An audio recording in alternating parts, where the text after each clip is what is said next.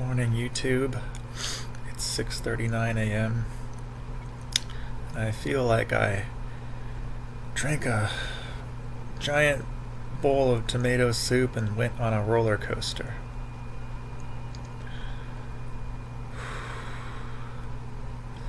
I woke up at 4:30,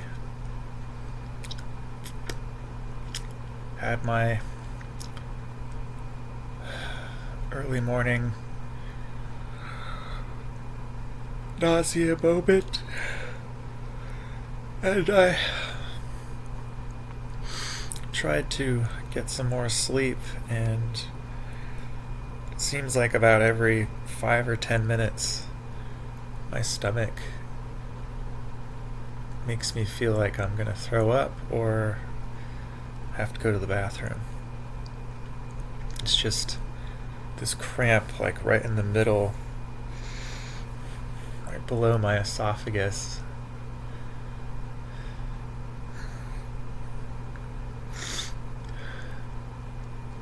And I'm hoping that by talking about it I can reduce some of the strength, because I have a lot of stuff making me anxious about my life, and that makes it harder to get through the nausea.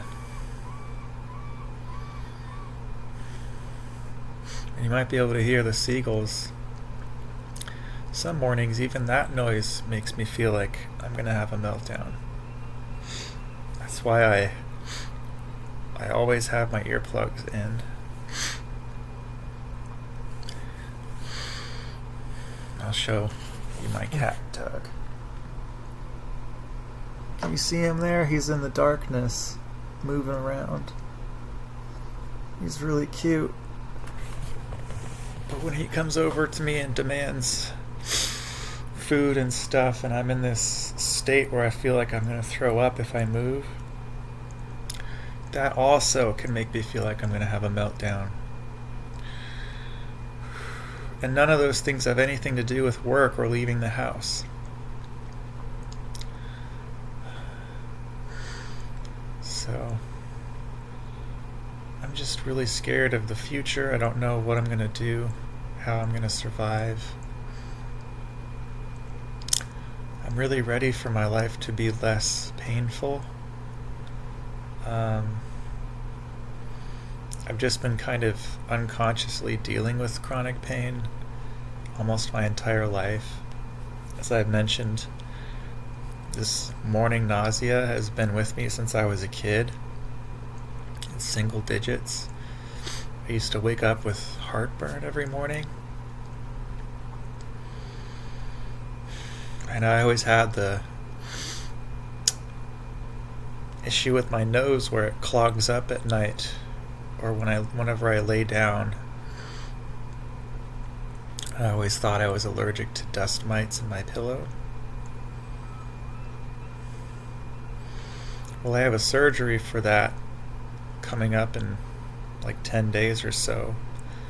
And I'm really nervous about that too, because I have to pay them a lot of money, almost all the money that I have left, which is like $300 some, before I can get the surgery. So I'm going to have to tell them that I lost my job and I don't have unemployment and I don't know what to do, and hopefully they don't cancel my surgery because it's really, really annoying having my nose clogged all the time. I know it sounds minor, but when you can't breathe and you're stressed out, that can be the extra bit that puts you into meltdown mode. And when you're stressed and also have nausea, that also can put you into meltdown mode. And then when I'm coping with that and I get the noise from the seagulls that never go away, and my cat hassling me for food even though I might have already fed him, it's just meltdown. It's just recipe for meltdown. So I'm pretty terrified of my future, honestly. I don't know what's going to happen. I don't know what I'm going to do for work. I don't know where I'm going to live. I don't know who is going to be in my life, if anyone.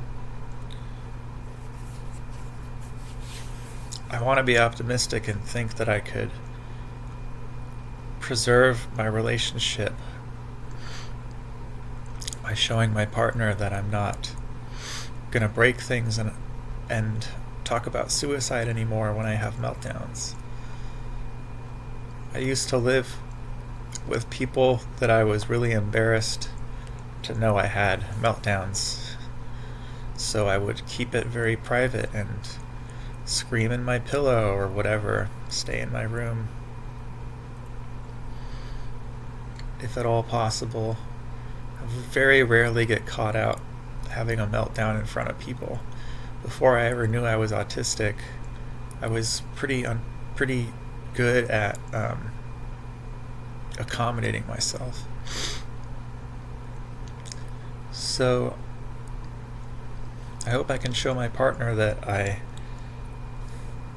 this was a wake-up call, and I have a history of melting down privately, and I will do that. But if I can't do that, and or if she's already made up her mind that she wants to move on, well, then she said she won't make me be homeless, so I'm guessing that means I can stay here until I get enough money or resources to leave. But it's very unsettling because like I said, I only have about $300. I don't have family or friends to rely on or ask for help. And I've just got the local services. So, yeah, there are homeless shelters around here, but I really don't want to let my life go in that direction. Now, oddly enough, I was seeing a lot of videos from like Christian monks or whatever, friars or whatever, these bald guys with big beards and robes who have nothing and talk about poverty bringing them closer to God. And I'm not Christian per se. I think Jesus is a really cool dude, but for some reason I was getting all these Christian videos about people embracing poverty. And actually I got videos from homeless people too, talking about how they found Jesus as they lost everything. And then I also was seeing videos about people who were, well, it was some of those monks were talking about how they were guided by Jesus to let go of more and more until they basically had nothing. And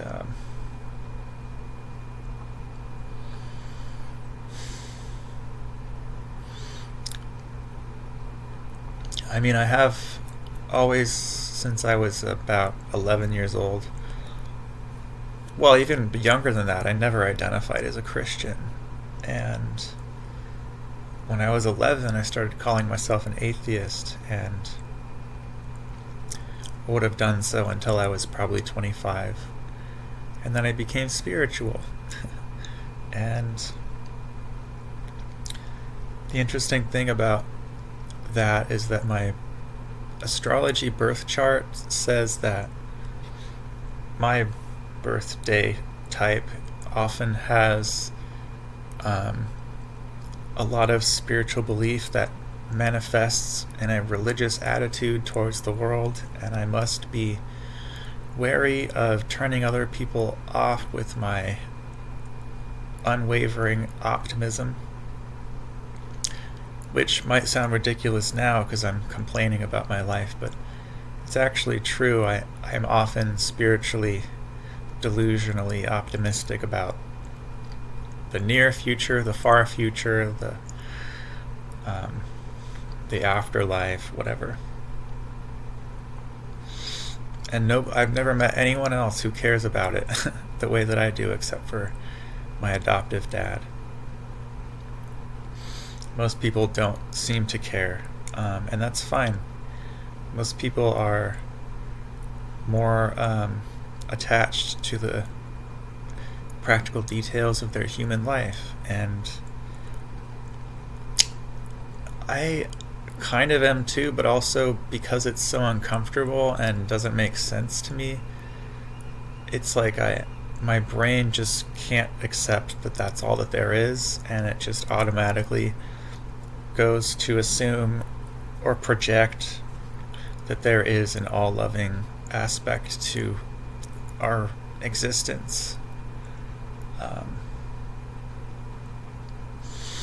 And yeah, I watch a lot of near-death experiences, and they almost all say the same thing, that that the other side is all love, absolutely unconditional, total love and bliss, and that everything is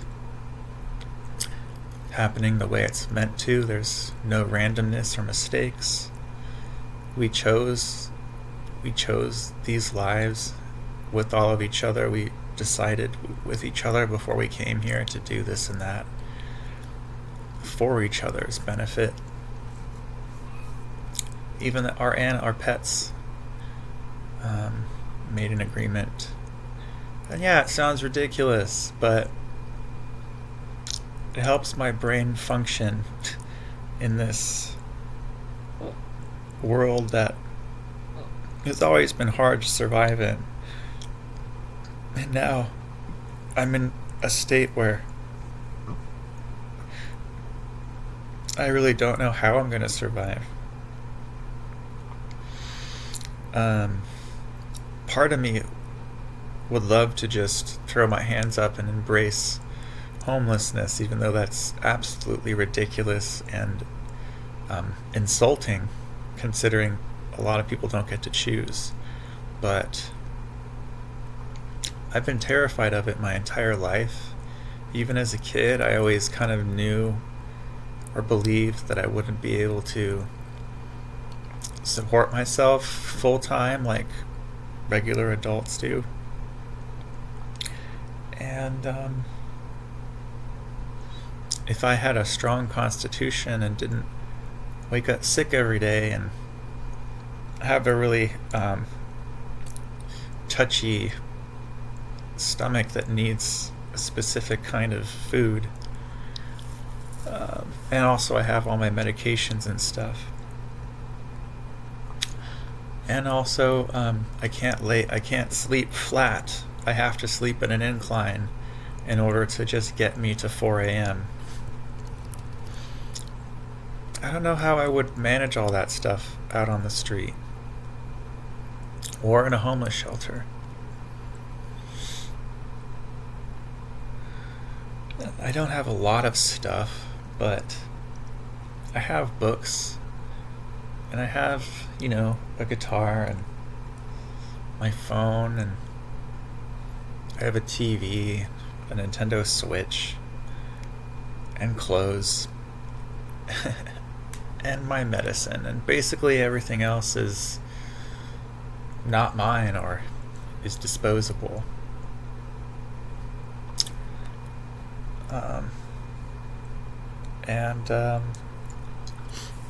I don't know. I'd have to leave all my books behind or sell them.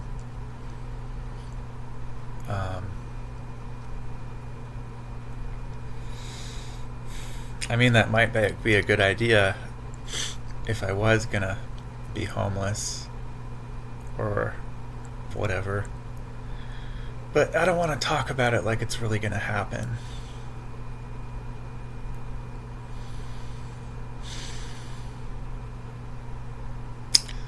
It's probably not gonna happen. Something else will happen instead.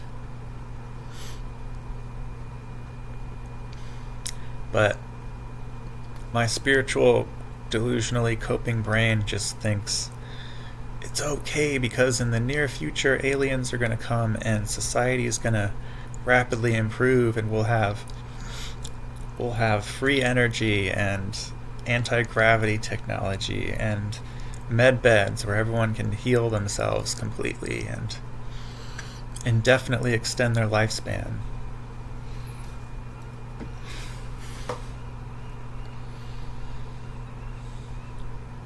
And it's not random psychosis that creates these ideas. It's because I watch all of the other spiritual hippies on YouTube for the past couple years at least have been saying this. And it's kind of funny because there are these channels that have one after the other spiritual person, near-death experiencer or whatever, psychic, medium, and they all say the same thing like it's some big surprise. We are on the verge of a major shift, the biggest shift humanity's ever seen.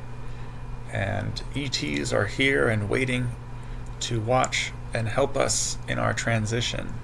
And they are so excited because humans have never done this before. And we're going to move into the fourth density and 5D, whatever, where everything's all love and there's no scarcity. Sounds pretty great.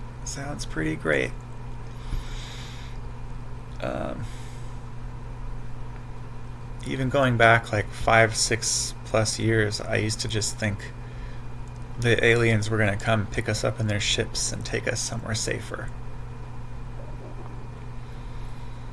But yeah, it's funny because it wasn't just me. That idea is really ramping up now, and I even have joined a meditation group called Alien Contact, where the facilitator claims they have a lot of experience with this, and it seems like they do.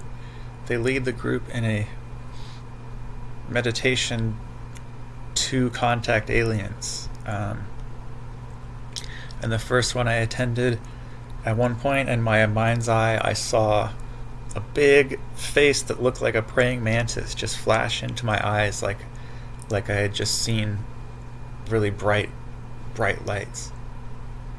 Like a burn-in. It was just two big eyes and this little upside down triangular shaped face.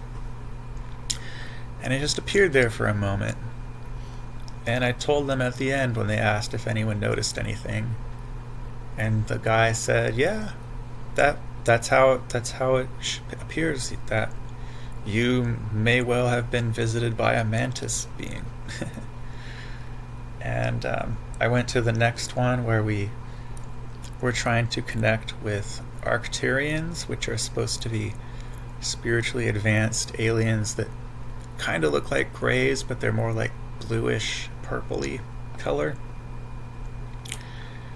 And while we were doing that meditation and visualization, I had a whole thing in my mind's eye where we went up to the craft in space and we walked in, and we all, the people in the group, all walked in a circle into the main area of the craft, and it was all smooth. There was no control panels or anything, and we were just kind of standing there, and there were a couple Arcturian beings there looking at us, and they were cool. I felt like they might have had like jewelry, and they were very loving and colorful.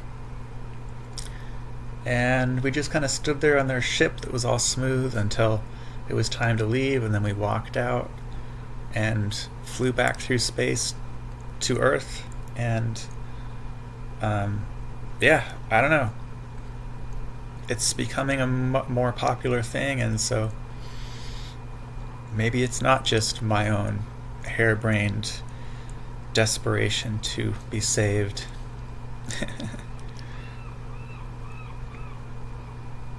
Even our crazy evil warlords in the world right now are trying to instigate a World War III to bring the second coming of Christ and all that insanity. And they think that the aliens are demons and all that. So maybe life is getting so messed up and weird because it is about to change. That's the common spiritual refrain. And it's funny because I talk to YouTube as though I'm my old self with my old friends who are all atheists, and I'm telling them this stuff like, yeah, I know it's crazy. I know I sound insane. Even though I could just make a YouTube channel where I just am spiritual. Because that's really what I do all day to cope. Is I find the next near-death experience that seems good to listen to or whatever, and I just take it all in.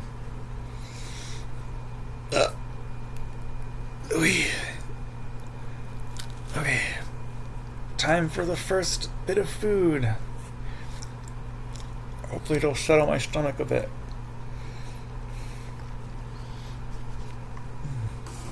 Sometimes I do this too early and I just throw it up. Even when it's just water. Which is I don't want to say it's vindicating because it sucks, but in my previous relationship, my last partner would they were a lot like my dad, but a much younger version, like really, really smart, but like the way they see things is the way it is. They think that they can see the truth of things so much that if you have a different view, you're wrong. And it was to the extent that she thought that my morning nausea issues were only because I was hungry. And one day she felt nauseous in the morning and was like, yeah, I figured it out. You're just hungry. And I was like, yeah, that makes a lot of sense. I know, but it's not just that. Trust me, I try to feed myself and I think that it's just hunger, but I'm still doubled over throwing up and I still have diarrhea.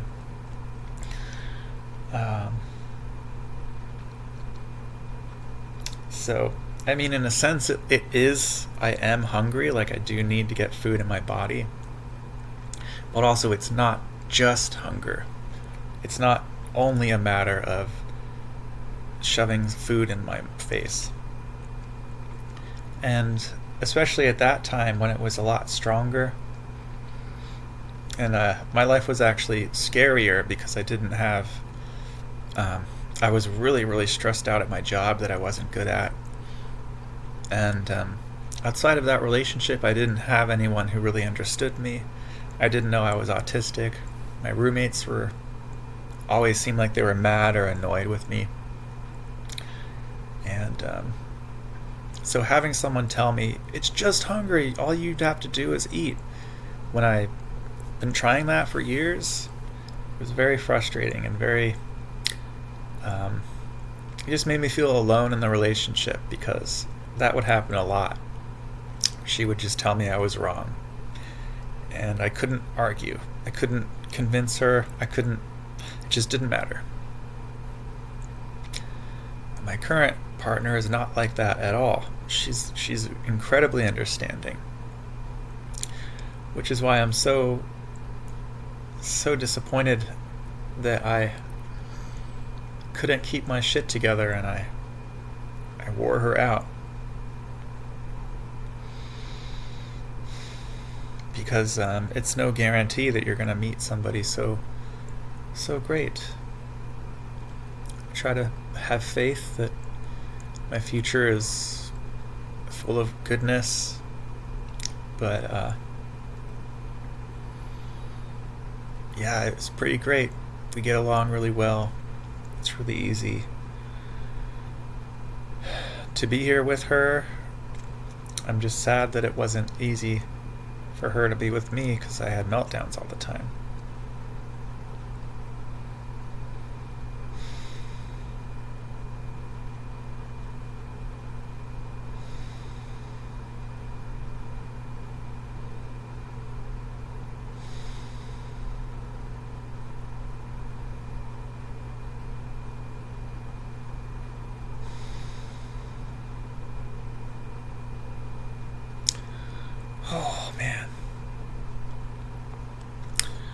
There's a really popular near-death experiencer called Jonathan Ashford. In the past year, he started um, appearing on podcasts and holding Zoom meetings and whatnot. And he has a meeting today, and I'm really excited because I missed the last one, and it's been a while since he's held them. And it's very repetitive. It is kind of like having Jesus in a Zoom, because everything is about love. The answer is always love.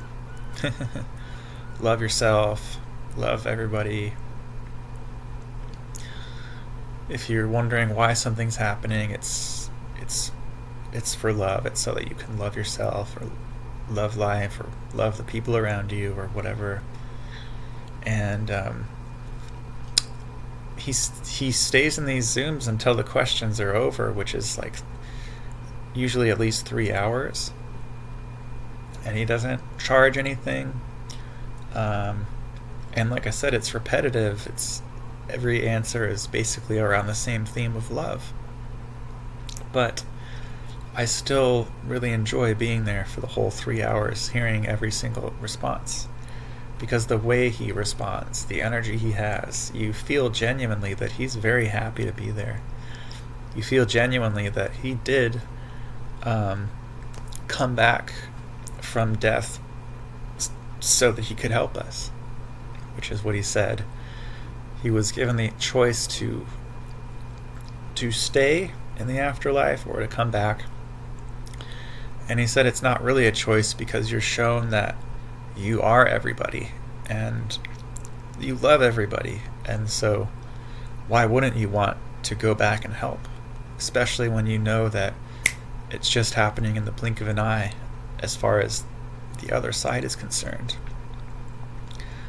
So that's what he said. He came back to help us. And he also claims that there is something major on the horizon, and people who are in fear and separation are going to go one way, and people who are in love are going to go another. Not like there's going to be a rapture or like two earths that split apart, but just that life is going to be affecting those different groups very differently. And it'll be really hard if you're committed to materialism and trying to save yourself with objects and money and stuff. So you better figure out how to choose love now. It's very reminiscent of the old Christian eternal damnation, choose Jesus, but he's actually not saying that. He's saying choose love. Otherwise it's just going to get tough. He's not saying we're going to go to hell. There is no hell.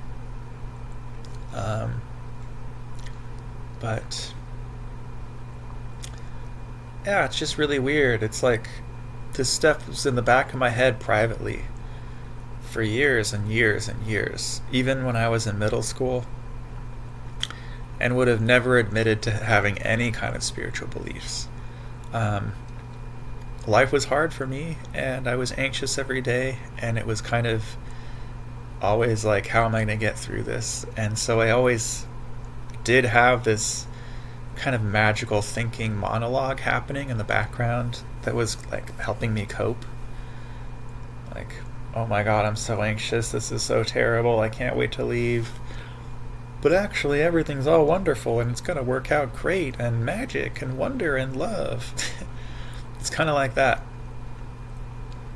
So I don't know if you can relate to that, but my birth chart says that's part of my personality. And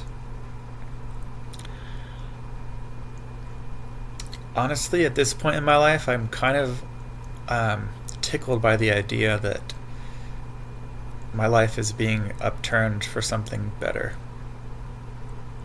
I watched a lot of videos where there'd be like a monk dude saying that happened to him, and he had all this good stuff going for him, and then he just gave it all up, and like found God and is so happy, whatever. That's not what I'm saying I'm gonna do or that I'm trying to do, but yeah, when life gets really hard, a part of you does kind of come online to think maybe it's actually great. So anyway, with that, I will leave you and see you in the next video. Bye.